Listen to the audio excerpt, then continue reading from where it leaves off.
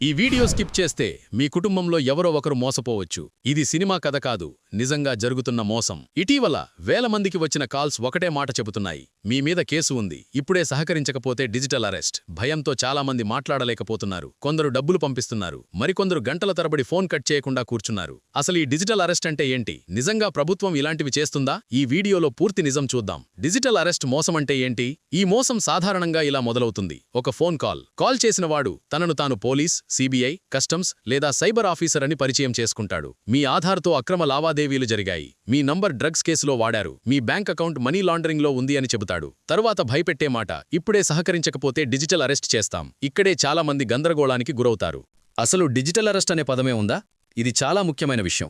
నిజమేంటంటే, digital arrest అనే చట్టపరమైన ప్రక్రియ భారతదేశంలో లేదు. పోలీసులు గానీ, సిబిఐ గానీ, కోర్టు గానీ ఫోన్లో అరెస్ట్ చేయరు. వీడియో కాల్లో కూర్చోబెట్టి మీరు అరెస్ట్ అని చెప్పరు. అరెస్ట్ జరిగితే అది రాతపూర్వక నోటీసు, అధికారిక ప్రక్రియ, భౌతికంగా జరుగుతుంది, ఫోన్ కాల్ ద్వారా కాదు. అంటే ఈ పదమే ఒక భయపెట్టే ట్రిక్. స్కామర్లు భయాన్ని ఎలా వాడుకుంటున్నారు? ఈ మోసంలో అసలు ఆయుధం టెక్నాలజీ కాదు, భయం. స్కామర్లు పెద్ద పదాలు వాడతారు: case number, FIR, court, warrant. బ్యాక్గ్రౌండ్లో పోలీస్ స్టేషన్ లాంటి సౌండ్ ప్లే చేస్తారు. కొందరు ఫేక్ ఐడి కార్డులు వీడియో కాల్లో చూపిస్తారు. మీరు ఇప్పుడు ఎవరికీ చెప్పకూడదు, ఇది సీక్రెట్ కేసు అని ఒత్తిడి చేస్తారు. ఈ భయం వల్లే బాధితుడు ఆలోచించే శక్తిని కోల్పోతాడు. ఎందుకు చదువుకున్న వాళ్లే ఎక్కువగా మోసపోతున్నారు?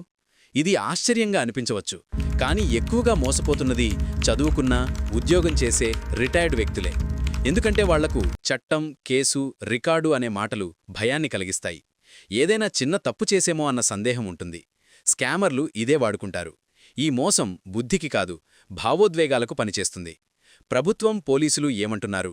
పోలీసులు, సైబర్ నిపుణులు పదే పదే చెబుతున్న విషయం ఒక్కటే: ఫోన్లో అరెస్టు ఉండదు, అధికారులెప్పుడూ డబ్బులడగరు, వీడియో కాల్లో కూర్చోబెట్టరు, ఆధార్, బ్యాంక్ వివరాలు, ఓటీపీ అడగరు. ఎవరైనా ఇలా అడిగితే అది స్కామ్ అని ఖచ్చితంగా అర్థం చేసుకోవాలి. వెంటనే కాల్ కట్ చేయాలి. మనమేం చేయాలి? Practical guide. ఇలాంటి కాల్ వస్తే మొదట భయపడకండి. రెండోది, కాల్ కట్ చేయండి. మూడోది, కుటుంబ సభ్యుడితో మాట్లాడండి. నాలుగోది, దగ్గర్లోని పోలీస్ స్టేషన్ లేదా సైబర్ క్రైమ్ నెంబర్కు సమాచారం ఇవ్వండి. ఒక్క విషయం గుర్తుంచుకోండి: నిజమైన అధికారి భయపెట్టడు, స్కామర్ మాత్రమే భయపెడతాడు. ఈ మోసం కొత్తది కాదు, కానీ రూపం మార్చుకుంటూ వస్తోంది. ఈరోజు డిజిటల్ అరెస్ట్, రేపు ఇంకో పేరు. ప్రశ్న ఒక్కటే: మనం భయానికి లొంగిపోతామా, లేక ఫ్యాక్ట్స్తో ఆలోచిస్తామా? మీకు లేదా మీకు తెలిసిన వాళ్లకు ఇలాంటి కాల్ వచ్చిందా? మీరు ఎలా స్పందించారు? కామెంట్స్లో చెప్పండి. ఇలాంటి చాలా ముఖ్యమైన ఫ్యాక్ట్ చెక్ వీడియోలు, ప్రజల్ని కాపాడే సమాచారం కోసం VSB టీవీని ఫాలో అవ్వండి, సబ్స్క్రైబ్ చేయండి.